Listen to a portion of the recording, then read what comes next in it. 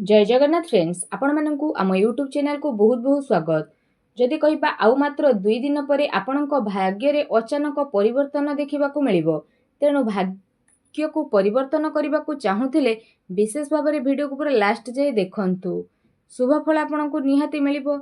जहा पई जदि कहिबा कोन सब आपणकू लाभ मिलिबो, ग्रहंकर बक्री अवस्था, ग्रहंकर स्थिति कौन रहुची एवं आपणकर प्रथम भागरे शनि विराजित, चतुर्थ बृहस्पति, पंचम सूर्य सहित बुध रोचंती, जहा सहित विशेष भाव में जदि कहिबा षष्ठ घरे आपणकर केतु विराजित अछंती, मंगल सप्तम रहिछंती, तो द्वादश भागरे राहु विराजित करिछंती।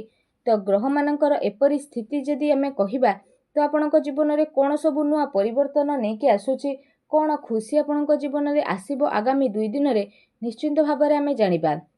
ए वीडियो रे बहुत किछि जानिबा। विशेष भाव में जदि कहिबा ए 2 दिन स्थिति रे ए केतोटी दिन रे आपणकर स्थिति रे महापरिवर्तन आसीबो। तेणु वीडियो को पूरा लास्ट पर्यंत देखंतु।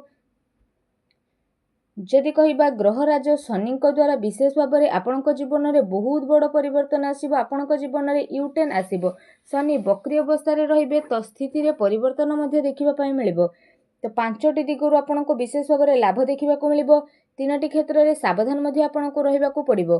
आसंतु जानिबा 2 दिन स्थिति किपरि रहिबो। तेणु वीडियो को पूरा लास्ट जाए देखंतु। वीडियो भल लागिथिले कमेंट बॉक्स रे जय शनिदेव बोली अवश्य लिखंतु। वीडियो को लाइक शेयर कमेंट करंतु। सर्वप्रथमे आपणको पई कहिबा बंधु मिलनर जोग मध्ये रहिबो, जहा कि नूतन बंधु आपणको मिलिबो, जहा फल रे आपण से सब को नै लाभ उठेबे। ता सहित अतीत रे किछि बंधु, अतीत रे किछि मित्र जे आपणकोठु दूरेई जाइथिले तो सेमानक सहित आपणकर किछि शत्रुता, किछि आपणकर वाद विवाद होइथिला तो पुनर्बार जोड़ी मध्ये होई पारंती। आगो को आपणकर बंधु मिलनर प्रबल जोग बनुची। निश्चिंत भाव में बहु दिन देखि नथिबा बंधु को देखिबे और तांको द्वारा उपकृत मध्ये होई परिबे और तांको द्वारा किछि ज्ञान जहा आपणको जीवन में बड़ परिवर्तन आनिबो। तो निश्चिंत भाव में एक कथाटी को मन रखंतु। विशेष रूप से जदि कहिबा ए सप्ताह मध्य निश्चिंत भाव में अर्थर प्रबल संभावना रही। शनिदेव जेहेतु बक्री अवस्था रही, जहाँकि आपणको पई विशेष भाव में स्थिति रे परिवर्तन आसीबो। एहा सहित विशेष रूप से जदि कहिबा आपणको धन लाभर संकेत मिलुची।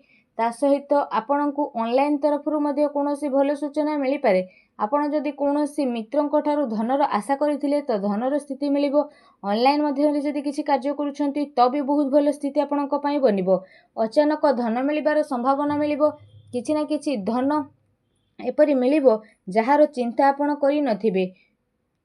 जदि आपण अर्थ लाभ पई कोनोसी कार्य रे हाथ देउछंती, कोनोसी कार्य को आगो को बढ़ाइबा पई चेष्टा करूछंती तो भी करंतु। कोनोसी क्षेत्र रे निश्चिंत भाव में धन मिलिबार विशेष रूप से संभावना मिलिछि। बहुत बड़ लाभ आपनको प्राप्त हेबो। प्रत्येक क्षेत्र रे आपनको सफलता मिलिबो। जो क्षेत्र रे आपण आगो को जिबे से क्षेत्र रे आगो को बढ़िबे। जो भी प्रतियोगिता रे भाग नेबे, जहा भी करिवे सेथिरे आपनको सफलता ही सफलता मिलिबो। कारण भाग्यर सहयोग मिलिबो, भाग्य साथ देबो। जहा भी आमे करिथाउ सेथिरे भल फल हमको प्राप्त होइथाय। किंतु भाग्य जेहेतु बलवान होइथाय, अल्प काम कले मध्य बहुत किछि मिलिथाय। तेणु भाग्य तो जानी थाए काहाकू कोन मिलिबा, आमे तो खाली परिश्रम करिथाउ। ग्रहंकर परिवर्तन जोगु एबे भाग्य रे महापरिवर्तन हेबाकू जाउछंती। आपण आगरू किछि करिछंती आ फल पई आशा करिछंती तो आपनको सफलता मिलिबा। प्रतिटी क्षेत्र रे जययुक्त हेबे, किछि नुआ शिखिबे एवं किछि नुआ शिखिबाकू आग्रह बढ़िबार स्थिति मध्ये आपणको पई बनु अछि। आपण कोनोसी भी शुभ कार्य ए टाइम रे आरंभ करंतु, देखिबे आपणको निश्चिंत रूप से लाभ ही लाभ देखिबाकू मिलिबो। एहा सहित आपणको आय रे वृद्धि घटिबो। जे कोनोसी क्षेत्र हो, कर्म क्षेत्र हो तो किछि एक्स्ट्रा इनकम मध्ये आपणकर होई पारे। आयर वृद्धि मध्ये हेबो विशेष भाव में।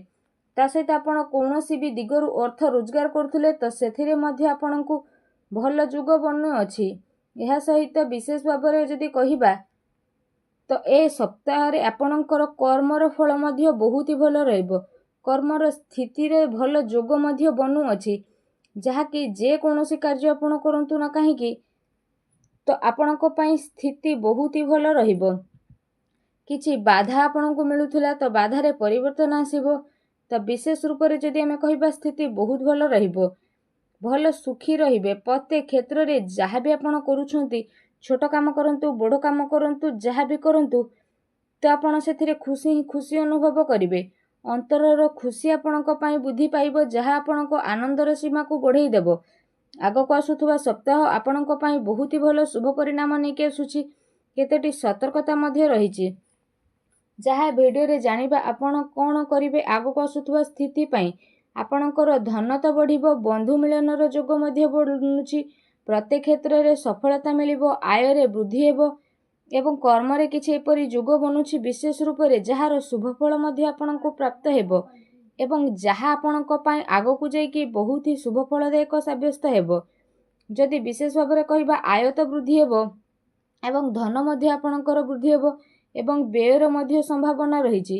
କିଛି ଏହିପରି ଆପଣଙ୍କୁ ହଠାତ୍ କାମ ଆସିପାରେ, ହଠାତ୍ କାହାକୁ କିଛି ସାହାଯ୍ୟ ସହଯୋଗ କରିବାକୁ ପଡ଼ିପାରେ କିମ୍ବା ମେଡ଼ିକାଲର ଚକ୍କର ମଧ୍ୟ କାହା ପାଇଁ ଆପଣ କରିପାରନ୍ତି ଆଉ କାହା ପାଇଁ ଖର୍ଚ୍ଚ ମଧ୍ୟ କରିପାରନ୍ତି, କାରଣ ବ୍ୟୟର ଯୋଗ ମଧ୍ୟ ଆପଣଙ୍କ ପାଇଁ ବିଶେଷ ରୂପରେ ବନୁଛି।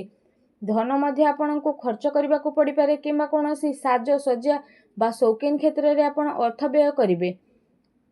ତ ଏପରି କହିବାର ଅର୍ଥ, ଆପଣଙ୍କର ଯଦି ବ୍ୟୟର ଯୋଗ ବନୁଛି ତ ଆପଣ ସାବଧାନ ହୋଇଯାଆନ୍ତୁ। ଟିକେ ଖର୍ଚ୍ଚକୁ ଆପଣ କମାଇବା ପାଇଁ ଚେଷ୍ଟା କରନ୍ତୁ, ତ ଆପଣଙ୍କୁ ବ୍ୟୟର ଅଧିକ ଚିନ୍ତା କରିବା ପାଇଁ ପଡ଼ିବ ନାହିଁ। ଏହା ସହିତ ଆଉ ଗୋଟେ ସତର୍କତା ଆପଣଙ୍କ ପାଇଁ ବନୁଛି କି ଆପଣଙ୍କୁ ଅପବାଦର ଯୋଗ ମଧ୍ୟ ଆସିଥିଲା। ତ ଆପଣ ବିଶେଷ ରୂପରେ ଧ୍ୟାନ ଦିଅନ୍ତୁ କି କୁସଙ୍ଗ, ଖରାପ ମିତ୍ର, କୌଣସି ନିଶାଦ୍ରବ୍ୟର ସେବନ, ଖରାପ କାର୍ଯ୍ୟରୁ ଆପଣ ବିଶେଷ ଭାବରେ ଦୂରେଇକି ରୁହନ୍ତୁ, କାରଣ ଆପଣଙ୍କର ବହୁତ ବଡ଼ ସ୍ଥିତି ବନିବ, ଯାହାଦ୍ୱାରା ଆପଣ ଆଗକୁ ମଧ୍ୟ ବଢ଼ିବେ। କୌଣସି କୁସଙ୍ଗ ଆପଣଙ୍କର ରହିଛି, ଖରାପ ସାଙ୍ଗଙ୍କ ସହ ମିଶିବା, ଯାହାକୁ ଆପଣ ଜାଣିଛନ୍ତି ସେ ବ୍ୟକ୍ତି ଖରାପ କିନ୍ତୁ ତାଙ୍କ ସହ ଆପଣ ସାଙ୍ଗସାଥି ହେଉଛନ୍ତି, ସେ ମିତ୍ର ହୁଅନ୍ତୁ ବା ବନ୍ଧୁ, କିନ୍ତୁ ଧର୍ମକ୍ଷେତ୍ରରେ ଆସୁଥିବା ସ୍ଥିତିରେ ଆଦୌ ମିଶନ୍ତୁ ନାହିଁ। ସମ୍ପୂର୍ଣ୍ଣ ଦୂରତା ଆପଣ ମେଣ୍ଟେନ୍ କରନ୍ତୁ, ଯାହା ଆପଣଙ୍କୁ ଆଗକୁ ନେବ। ଅଯଥାରେ ଆପଣ ବିବାଦରେ ପଡ଼ି ମଧ୍ୟ ପାରନ୍ତି। ଅପବାଦର ମଧ୍ୟ ଯୋଗ ବନୁଛି। ଯଦି ଆପଣ ସତର୍କତା ଅବଲମ୍ବନ କରିବେ ତ ବହୁତ ଭଲ ସ୍ଥିତି ରହିବ। କାହା ସହିତ ଭୁଲରେ ବି କଳି ଝଗଡ଼ା କରନ୍ତୁ ନାହିଁ, କାହା ସହ ବିବାଦରେ ମଧ୍ୟ ପଡ଼ନ୍ତୁ ନାହିଁ। ଭାବି ଚିନ୍ତିକି ଆପଣ କାର୍ଯ୍ୟ କରନ୍ତୁ। ଦେଖିବେ ଛୋଟ ଛୋଟ କଥାକୁ ଯଦି ଆପଣ ଧ୍ୟାନ ଦିଅନ୍ତି ତ ଏ ସପ୍ତାହଟି ଆପଣ ସକାରାତ୍ମକ ହୋଇକି ରହିବେ।